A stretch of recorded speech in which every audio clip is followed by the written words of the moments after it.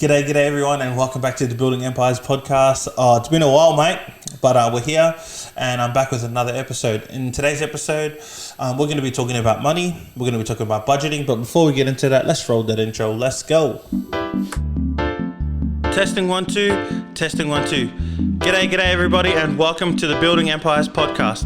I'm your host Jace. You ready to talk some shit or what? Let's go. Dun, ba-da-da-da. Yeah, nice. Well, look who's back. G'day, and welcome back to another episode of the Building Empires podcast. It's been a while. I need to be more consistent with these episodes. If you're in tune with what's been going on, we're still posting our 6 Again content, but this content is kind of fell on its head. Anyways, we're back, and we're going to be talking about money. Over the next coming episodes, we're going to dive in, and I guess we're going to be talking about modernized money journey, I guess, over the last 10 years and what we've learned from it. And I hope, what we talk about, you can take something from it, and also, like, you may already know it, so hopefully it's a refresher. But I hope that once you listen, that it helps you and you become, better financially in your life and that. So yeah, that's kind of the focus over the next coming episodes around money. So before we get into this episode, make sure you like and subscribe to the podcast. We're on Facebook, also on Spotify, if you want to listen and watch the vlogs and that. And also follow me on Insta. I'll put my handle here, Jace_Nicholas Inc. Give us a follow, and I guess you can keep up to date with everything that's going on, and whenever I post in that. So yeah. Anyways, without further ado, let's get into it. So, like I said, over the next coming episodes, I'm going to be talking about money. Our money journey, what we've learned over the past 10 years, and hopefully, this can help you in your lives financially. During this time and everything that's happening in the world, I think it's prevalent to talk about money right now. It's always prevalent to talk about money, but I hope that, once you listen to this, I hope this puts you in a better position than you already were in. Or, you're going to think I'm a fraud, full of shit. Nah, jokes. Anyways, yeah, let's get into it. So, if you followed me, then you know that I put out a question earlier this week, and I said, what is it that you struggle with when it comes to budgeting? And shout out to everyone who responded. I loved all the responses, but pretty much the main two responses were the budgeting part, which hopefully I'm going to do an episode on like budgeting and like certain budgeting techniques that we used over the last 10 years, and also the other spectrum, which is a majority of us, a lot of us, including me, is sticking to the budget. So I wrote a few points down, of key things that we struggle with, and hopefully we can learn a little bit from it. So let's get straight into it. So what is it that you struggle with when it comes to budgeting? So the first thing I've written down is, a lot of the times we're unrealistic. So I guess what I mean from this is, a lot of people, know how much they make, but, they don't really know how much goes out. And, at the beginning of when you're learning to do budgeting and that, it's easy to say, I'll just put $50 here, I'll put $20 here. We've all been there. But when it actually comes to the time, it's hard for you to part ways with your money. So, I think this comes down to understanding your financial position. So I feel like if you want to make it more realistic, the best way to gauge on where you stand financially is to go through your monthly statements. Obviously, most people know how much they make because you like to brag. Oh man, bro, my job, bro, I make $24 an hour now. But oh man, that's crap, bro. I want to make 20 cents. People usually have a fair idea on how much they make, but when it comes time to talk about expenses or how much you spend on something or blah, blah, blah, a lot of people are a bit shy. So understanding your financial position is a great place to start. And then I guess from there, you can start to look at well, you've been spending, more money going out and that. So maybe you can cut down there. And this is where you learn, like your first, I guess, key steps in money management, also like reducing your expenses. So that's the first thing I do, is just gauge your financial position. The second thing that we struggle with, that I wrote down when it comes to budgeting, is we think budgeting is complicated. So pretty much, if you want to live a life where you're struggle free, especially financially, you just have to make sure that there's more money coming in than going out. That's pretty much the basis of budgeting. You're going to make sure that you understand how much money is coming in, and you're going to make sure that when the money leaves, that there's still money left over. Put it in, like, that's the simplest way to explain it. And like, does that sound complicated? I feel like a lot of the times, people make excuses, and we think things are more complicated than they actually are. So I guess understanding your financial position, like get a gauge of where you are, and then I guess thinking that budgeting is too complicated, you just need to make sure that the money coming in is more than the money going out. It's that simple. But budgeting, I think, is really important, especially if you have goals, especially if you want to, aspire to be something, or if you want to pay off something, or pay for something, you need a budget. And when you do budget, I feel like it makes you feel less guilty when you start spending a lot more money on like bigger ticket items. Say your first goal is you want to save $1,000. So you go through your budget, budgeting techniques. I'll do it in another separate episode, and you find out that you can only afford to put $50 away per week. And this leads to my next point, is like we often get impatient. So what happens is we start putting $200 or $300 a week, and then during the week you need to use money, so you start taking it back, and this always happens. And so if you do your budget correctly, you won't start taking from the money that you're putting aside, because you've allotted an amount where you don't have to pick from. But also, when you start spending money on the stuff that you saved for, so if you're saving for a car, or if you have a big debt, like a credit card debt, and you start punching money on it, you won't feel as guilty. And my last point, which I did start to touch on, is we're impatient. We're so used to, we've heard like all these old sayings, like, Rome wasn't built in a day, or, good things come to those who wait. And this is definitely prevalent with money. A lot of people want to get rich quick, so they do all those get rich quick scams, and or like say for going to the gym. People don't want to go and work out to lose 10 kilos. They want to go and take a supplement that can take 10 kilos off in an hour, or in shorter time. Everyone draws the marathon analogy. If you want to run a marathon, you don't just go and start by running the full distance. Obviously, you break it down into sections and you work your way towards it. And that's exactly the same thing with money. So as you grow with money, especially to do with budgets, your budget changes. You start to see that, I guess, the more in control you are with your money, the more, I guess, it starts to free up and starts opening up more opportunities. And financially, it's I feel like you're more in control. So yeah, that's what I was going with that. But yeah, so I feel like this comes down to people always wanting instant gratification. That's why when we get likes in that on Instagram, we feel a whole lot more better about ourselves, rather than like when we post something and it doesn't get anything. So practicing delayed gratification actually helps with you and on your budgeting journey. I've been going, our money journey is 10 years long now at the moment. And we learn a lot of things along the way, but our budgeting techniques in that, definitely it's taken more than 6 to 12 months to perfect it.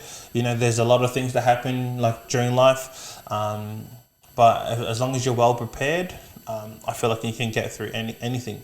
And yeah, so I guess those are the three things that I thought we struggle with when it comes to budgeting. Now I'm just going to go through some of the responses and then some of the answers I gave too. So the first one was sticking to it, 100%. We struggle with sticking to something. It's like everything. It just requires a little bit of discipline. Obviously, maybe listening to this, you might want to, fact check and get, a professional help after. But I'm just talking about the things that I've learned and how it's benefited me, and I hope that it can benefit you too. The second one is saving is easy, but it's having your name in debt with fines that kill me.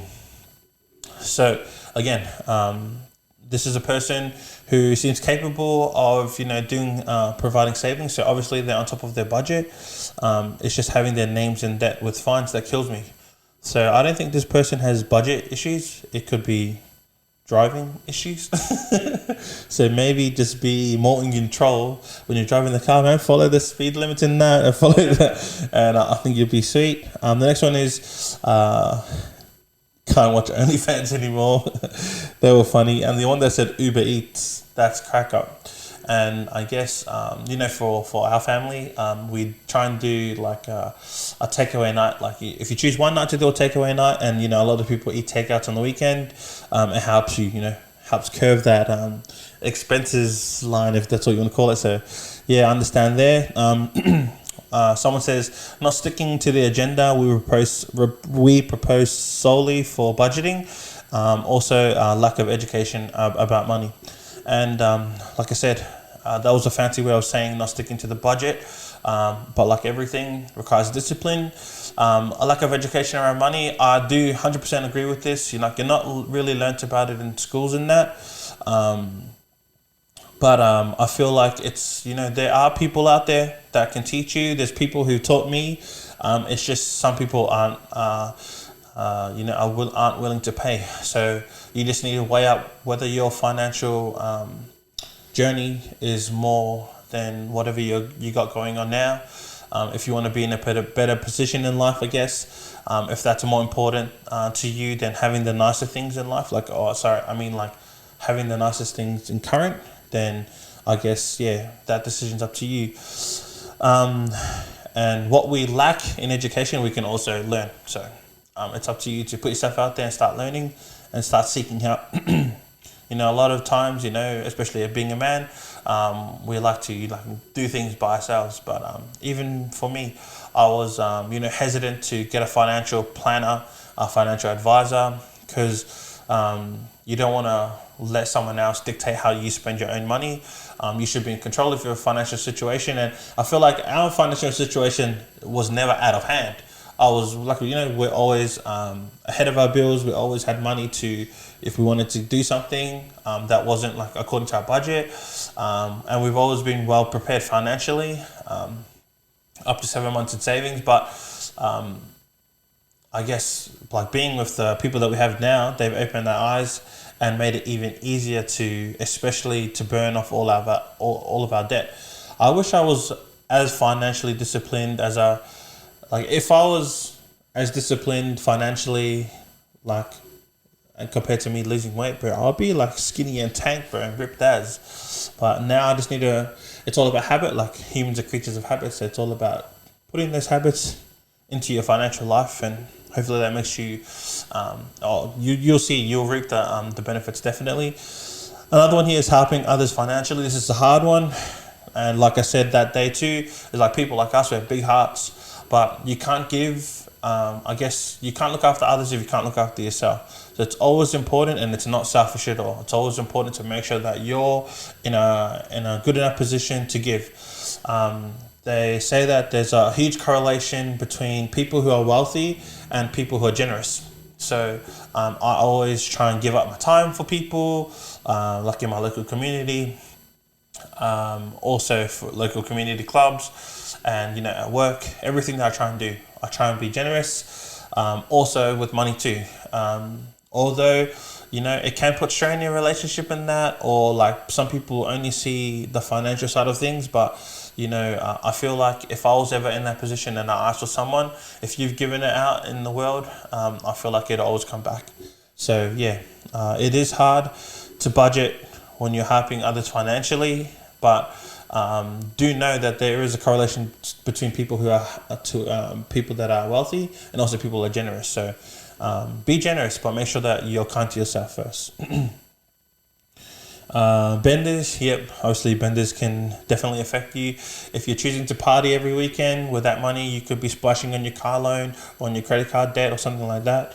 I guess each to their own, but it depends. Like I said before, it's up to you where you want to be, where you see yourself in the next 5 years, 10 years and all that. If you don't plan that far ahead, then I guess, it'll be hard for you. Pablo needs to put his prices down. I didn't know what this was meant. I don't know if he was talking about drug prices or... But yeah, anyways, maybe if he was talking about petrol. I'm not sure about where that one was going. Someone here says when your partner can't stick to the budget. Obviously, we've spoken about that. It is hard, and this is me. I'm definitely that partner who can't stick to the budget. And you often think, I get paid next week, so I'll just make the money back in that. But sometimes that's not always how it goes. So don't be that guy. Don't be like Jace. Make sure that whatever you agree on with your partner, even if you're doing it by yourself, make sure you stick to it. Honor your word. And then last one is budgeting itself. So hopefully in the next episodes, in my next episode, definitely I'm going to be talking about budgeting techniques and I guess the techniques that we've used in order to get ourselves in a better financial position. So just to recap on what we've spoken about today, what is it that we struggle with when it comes to budgeting? Obviously, a lot of the times we're unrealistic with, I guess, our goals or our financial position. So the best thing is to go over your monthly statements, highlight your incomes, highlight your expenses, and that will give you an overall bird's eye view of where you are. And then from there, you can start to plan on, I guess, where you can reduce expenses or I guess how you're going to moving forward. You can seek help or you can do it yourself. But it's all up to you. The ball's in your court. Also, some of us thinks that budgeting is too complicated. The easiest way to break this down is you just need to make sure that the money in is, I guess, more than the money going out. That's the whole basis of budgeting, is to, like I just said, to gauge your financial position, and then you can start making, informed choices or informed decisions of what you should do moving forward. Obviously, reducing your expenses, which means you have more money saved and more money coming in, which means you're not struggling and you're not going through financial hardship and you're smashing your debt and that. So it's pretty much as easy as that. You need to have more money coming in than more money going out. Doesn't sound complicated. It can be complicated, but it's all up to you. And I guess the last thing is we're often impatient. So, like I said, we've heard all these old ass sayings. Rome wasn't built in a day, or and stuff like that. Anything that's good, doesn't come straight away. Or what did I say earlier? I can't even remember now. All things come to those who are patient, or all good things come to those who are patient. That's what I'm saying. Yeah. So, the marathon analogy. If you're gonna plan to run a marathon, or even if you're going to learn a new song, if you're a musician, shout out to all the musicians out there. You're going to learn a new song, you're going to put together a new beat. You can't do it all in one time. It takes practice in that. So you start learning the words, and you start learning the chords, and you start the music progressions and all that. So it's the same thing with a marathon. You don't learn to run a marathon straight away. You have to do, step by step in order to get there. So I guess patience is a virtue. We've got to make sure that, especially with budgeting, all these stuff, it helps. Being patient definitely helps too. With creating your budget, when you do your budget straight away for the first couple months, it might not work out, but you get to tweak a little bit of things here and there, so you can spend more money here, or definitely reduce expenses here. All in all, it's all about, tweaking things until it works, definitely for your financial situation. And yeah, I hope we've come to the end of the episode. So I hope we've learned something here today. I think I want to end off by saying that, your mind is like a parachute. It only works if it's open. And I feel like if you're watching this video, that means you understand that you may be struggling with budgeting in your life. And in order to, be in a better position, I guess you need to have an open mind. So, thank you for being here. I hope you've learned something here today. Again, I just want to say I'm not a financial advisor or something like that. I'm just going to start talking about the stuff that I've been through and I guess what we've learned. And I hope that it can help you in your financial life. So, thank you for watching. Always, people, stay woke, peace, and stay woke. Let's go.